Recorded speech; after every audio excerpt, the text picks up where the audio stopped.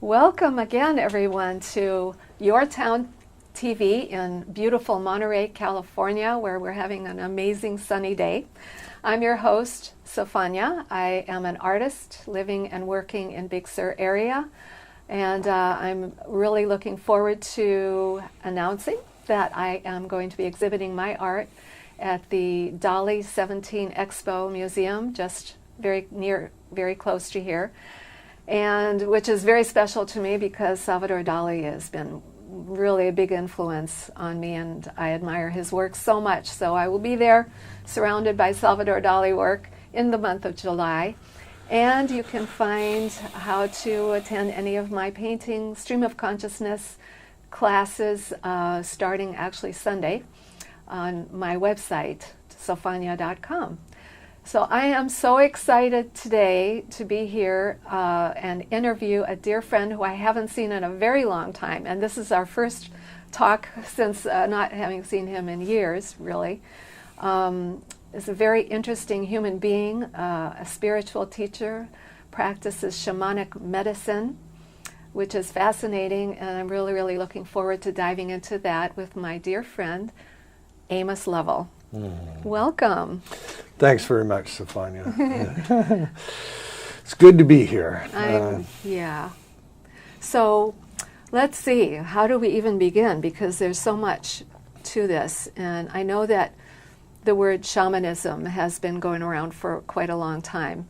And I know that you have been a practitioner and developing your medicine, your practice for a long, long time. And I've noticed you recently again with events, workshops. But what I'd like to start with is maybe, let's see, I think I have, if you don't mind, can I read a little bit of a definition of shamanic medicine? Or do you want to just... Sure. You can do that, or I can speak to it for you. Yeah, let's do that. Let's just go right into that. So tell us a little bit about shamanic medicine and how what you do is different. Shamanic medicine basically is the art and presence of including spiritual reality in our daily lives. We're all taught basically to hone and educate our five senses, how to use our eyes and ears, etc. And we're all used to that, and we all converse with each other and connect on that basis. And the world of spirit and our connection with other human beings and animals and our earth, our Mother Earth, is always there, and we are always connected. It's not a question for me. So as a shamanic practitioner, basically what I do is I am a channel. I'm a connection between you or whoever I'm working with and that sense of spiritual reality. And in essence, in a simple form, what I mean by spirituality is our innate connection to everything. So I am connected to you. It doesn't matter if we're talking or not, but we have a vibrational connection. And I'm connected to the earth, and I'm connected to the rhythm of days and nights and the seasons, and these things all affect me. And we tend to get focused into our own thinking and our own feelings, and these are the things that determine what we do and how we proceed and how our bodies retain health. And as a shaman, I reconnect us with that sense of the energetic and physical rhythm of being alive on this planet and what that is. And shamanism is an ancient practice. This is the medicine that used to be dominant. The shaman took care of the health of the entire tribe or the entire area because that was what was available. And my sense is that it worked largely as well as the medicine that we are all used to with doctors and hospitals, etc. these days. So in a way, I am hearkening back unto the times when this effective method of guidance and health and presence and was the dominant way.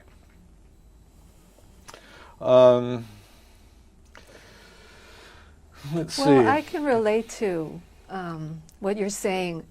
It kind of lights up inside because it's true, that, and I think it's something in our world today very often gets overlooked and forgotten, that we're all connected, that we are energy, that we are part of this earth and the universe, and that when sometimes it's amazing to me, we can look at a beautiful flower or a sunset and as if it's outside of ourselves, which in a way it is, but it's also who we are.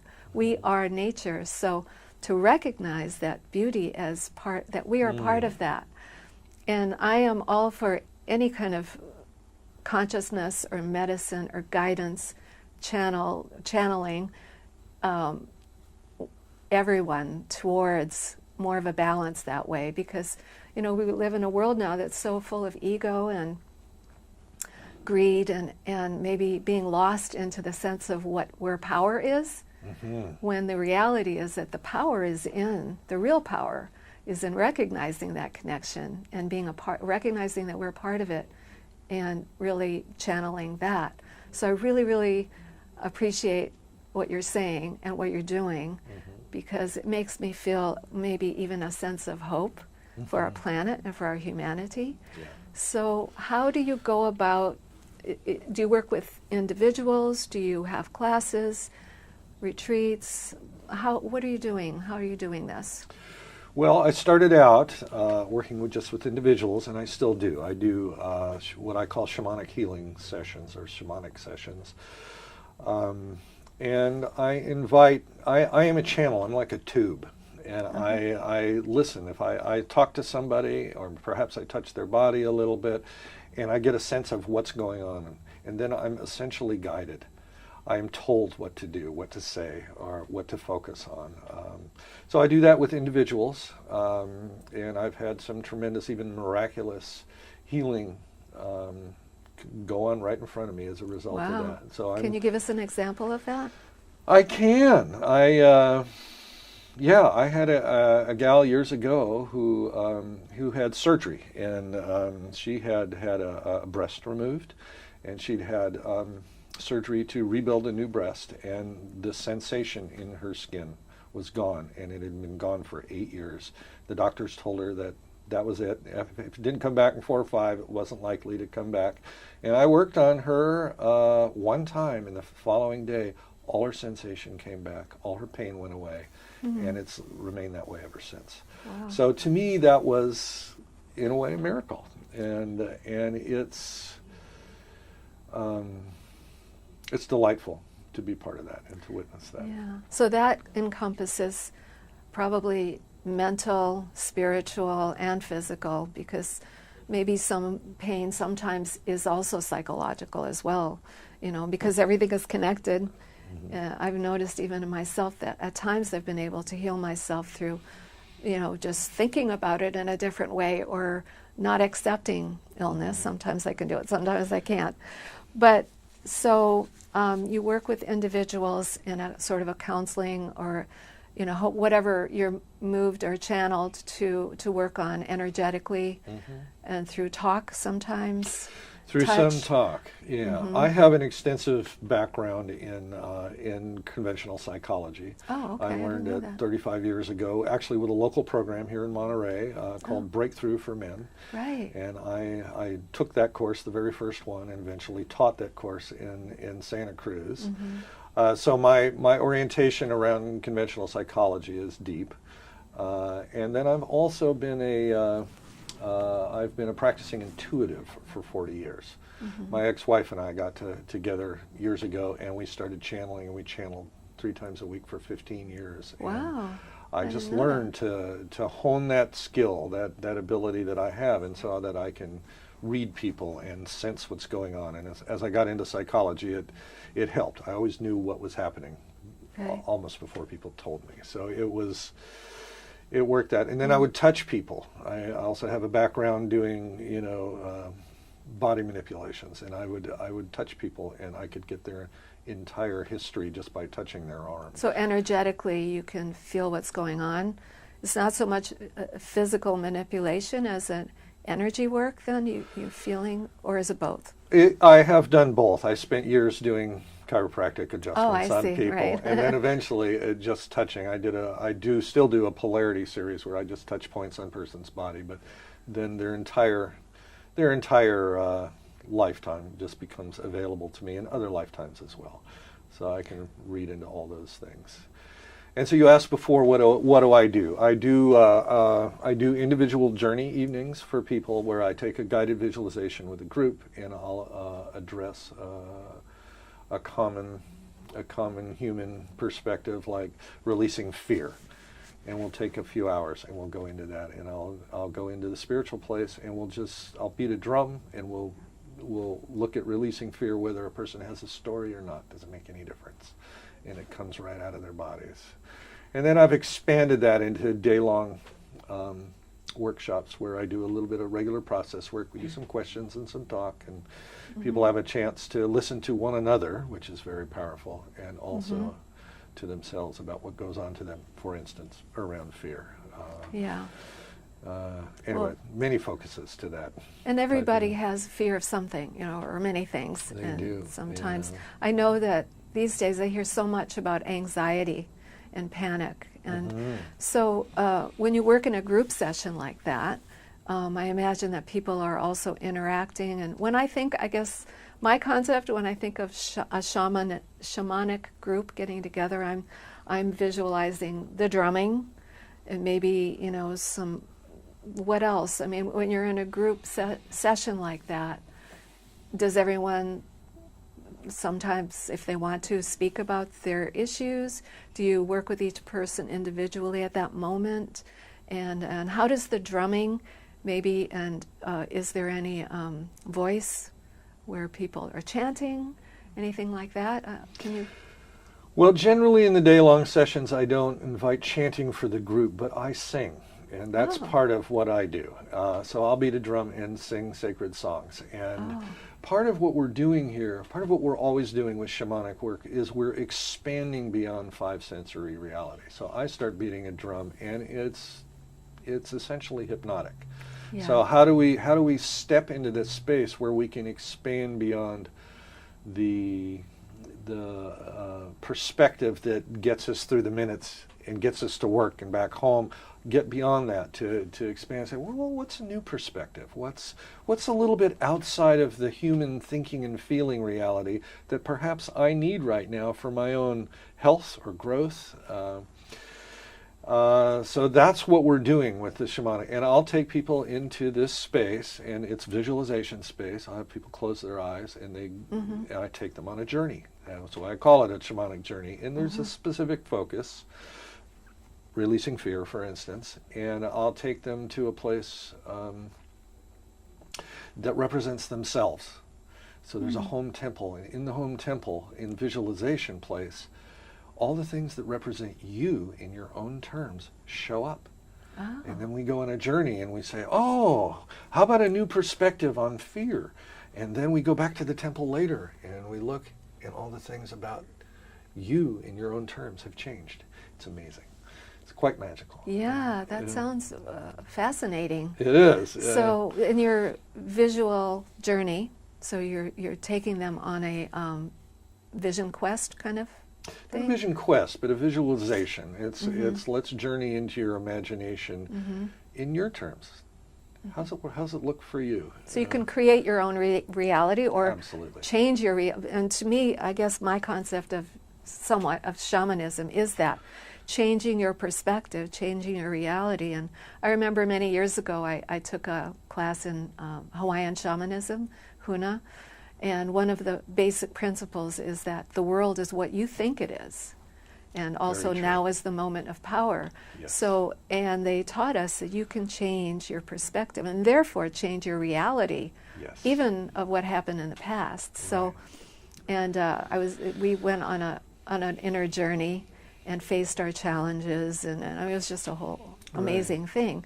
So, when you do this visualization, is it both with an individual and in a group session? And is that something that you can also do on an ongoing basis with people? Do you teach this? I do. Well, I do teach it to people who are interested in learning to do that work too. I have a series of 8 classes that I do to teach people how to access their own gifts as a spiritual presence and as a in service to others. So I teach people how to do that. Yeah. I think that's so much a part of it. As we grow and become more who we are, then we're able to share those pearls of wisdom with others, and then therefore it grows. So I would love to hear more about your workshops, what you've got coming up soon, and how someone could attend or call you or get more information. Well, I actually have a day-long workshop this Saturday here in Monterey. Wow, very close. Yeah, it's very close by.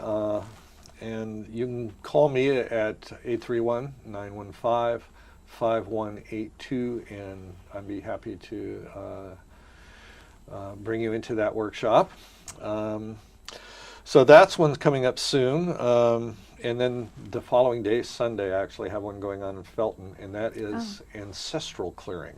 And this is clearing the influences, the no longer needed influences of your ancestors going back 7 generations. And it's an amazing, that's fascinating. Deep dive. Both of these are day long, so there's time we do shamanic journey work, and we also do process work. So as you asked before, we get to talk about what's going on for us, and then listen to other people's reality, which is important to know that you're not alone in some of the things. That's very true. That we all process as Americans, you know. Yeah.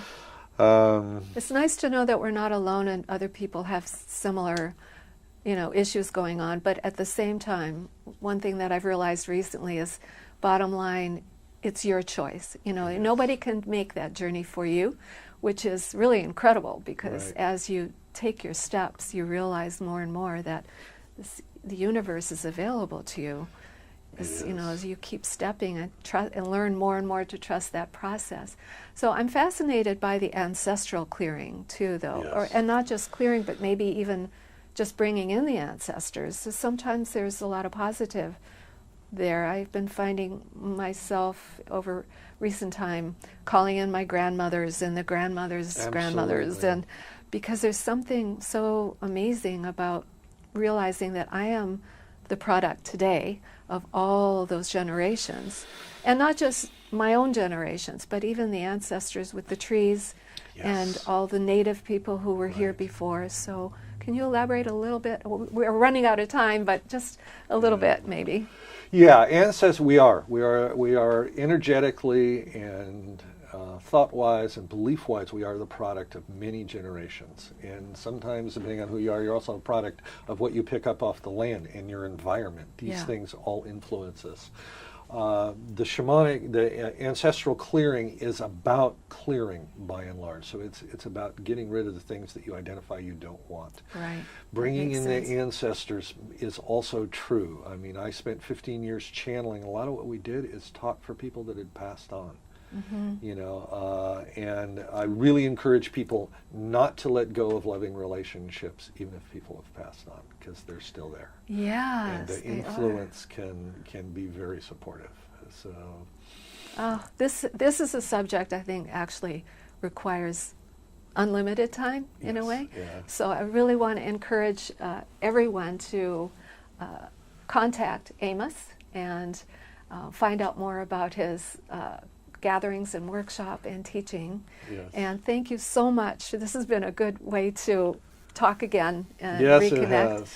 And I look forward to hearing more about what you're doing. It'll be good. It'll be good to do that. We can connect some more. Good stuff. And I just want to say, please come take a look at my new website. I just got it launched in the last few days, www.amoslovell.com. And I do have a few workshops. There's also a free introduction to shamanism this Thursday night here in Monterey. Okay. Again, call me 831-915-5182, and I'd be happy to have you. And they're going to put it up on the screen too. Okay, so great. That'll Okay. be good. Yay! All righty. Thank you, Amos. Thank you. Yeah.